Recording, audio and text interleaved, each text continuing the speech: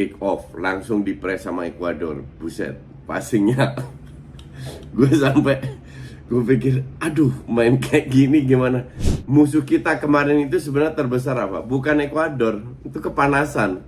Jadi menit 60-70 udah drop, bener-bener drop.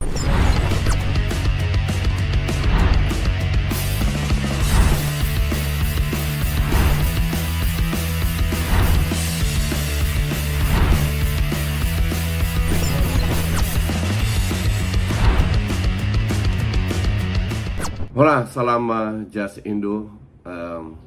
Kedepannya akan lebih banyak karena banyak timnas, program timnas bermain ya. Ya, Just Indo U17 dimulai Piala Dunia, kick off kemarin dengan match Indonesia lawan Ekuador. Kita flashback sedikit karena banyak orang yang tanya sama gue, "Coach, gimana prediksi U17?" Prediksi apaan? Emang kalian tahu pemainnya? Nggak tahu juga, gue nggak tahu juga. Emang kita tahu Ekuador kayak apa? Nggak tahu. Yang kita tahu mereka kalau nggak salah cukup bagus track recordnya di Piala Amerika Selatan Latin untuk U17-nya. Artinya mereka sudah punya tim yang sudah bermain di beberapa event yang tinggal bergantian karena usianya harus U17. Sementara kita harus cari pemain sampai butuh diaspora, datengin banyak pemain, seleksi berapa, 400 atau berapa, gue kagak ngerti lah. Pokoknya seleksi dan nggak bermain, nggak ada kompetisi, hanya bermain di hanya tur ke Jerman. Tur ke Jerman gue agak bingung ya, but anyway, tur ke Jerman balik main. Ya gue jujur, gue sama kayak PSSI, no target. Tapi udah berkali-kali gue bilang, ya kita lihat hal positifnya aja, yaitu kita akan naikkan budaya kita, wisata Indonesia sebagai negara sepak bola sudah masuk mapnya dunia. Tapi ini kan nggak bisa sekali doang, kita harus menunjukkan bahwa secara organisasi kita oke. Nah, kemarin rame, ya nggak full house, 30 ribuan. Gue ekspektasi rame, tapi sayang cuma 30 ribu. Dan gue nggak tahu nih, match-match lain ada yang nonton atau enggak. Tapi gue harap semoga rame lah. Semoga kalian pergi ke stadion, oke? Jadi there is no expectation. Sampai gue nge-tweet kan, gue nonton nge-tweet di Twitter para netizen juga ngomongnya, nomor 12 nih, nomor 18 nih, nomor 6, nomor berapa ya. Mereka juga nggak tahu, kasarnya kan begitu. Nah, mulai kick off. Jadi kita masuk pertandingan zero expectation, tidak ada harapan, nol, nothing.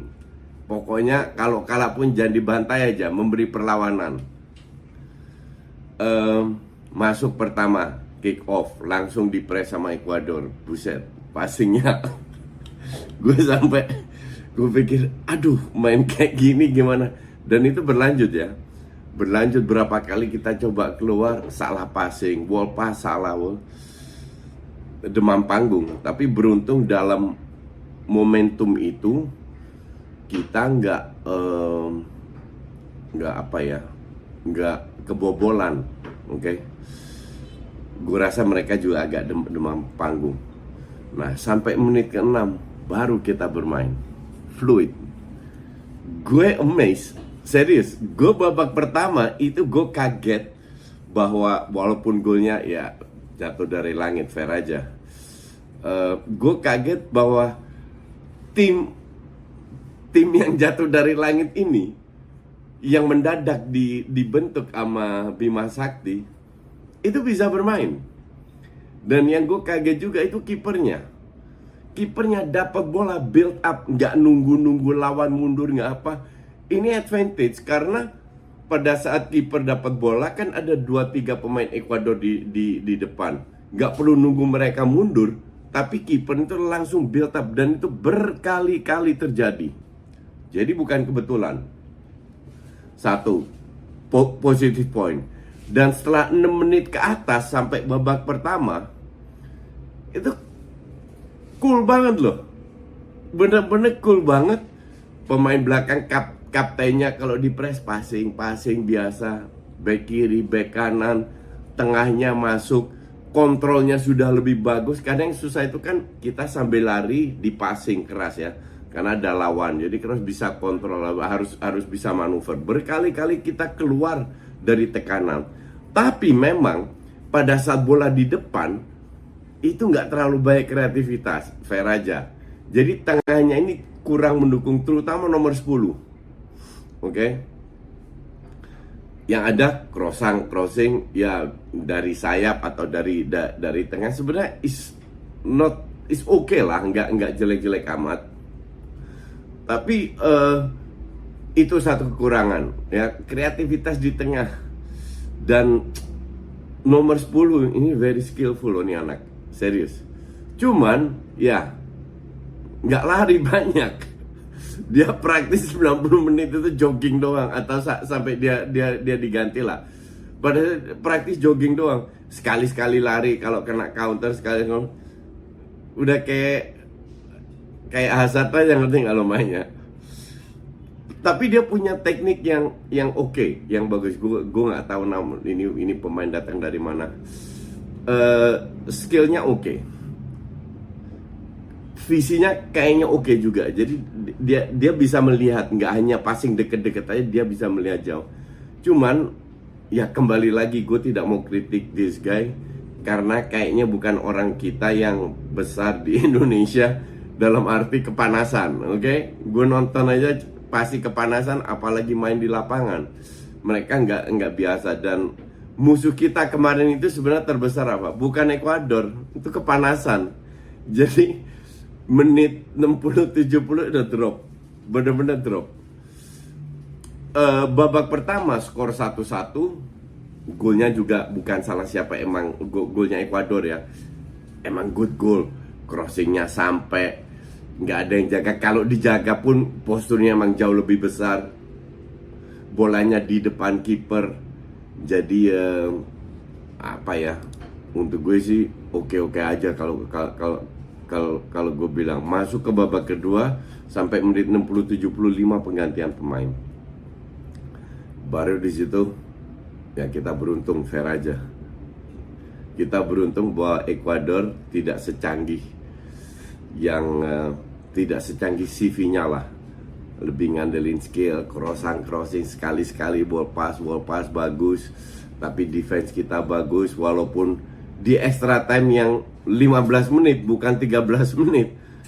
15 menit extra time itu agak mulai retak ya defense kita. Cuman dengan segala apa ya, dengan kerja keras, tidak dengan permainan. Dengan permainan Ekuador lebih bagus, lebih unggul.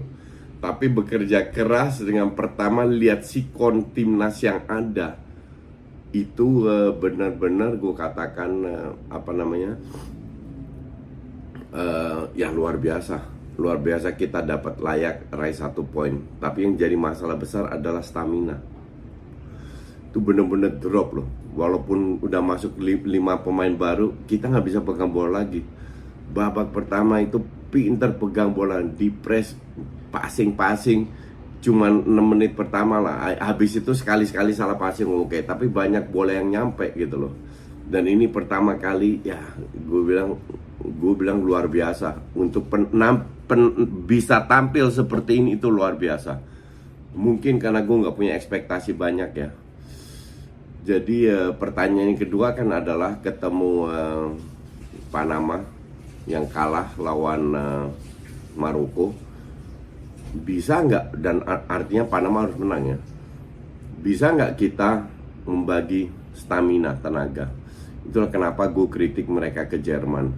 Jerman itu lagi dingin, gue kan pulang dari Eropa. Jerman itu lagi dingin, sementara di sini panas. Kok lu sebulan ya ke Eropa? Memang lu bisa belajar dapat jam terbang, tapi tidak mendukung cuacanya. Dan mungkin juga kalau lu tampil grogi, itu akan lebih cepet capek. Dan seharusnya Match pertama sudah lewat, match kedua harusnya mereka nggak ada grogi-grogian lagi. Harusnya stamina-nya juga bisa lebih bagus. Gitu. Ya, secara overall ya gue sangat happy. Permainannya jauh lebih bagus daripada ekspektasi gue. Jauh.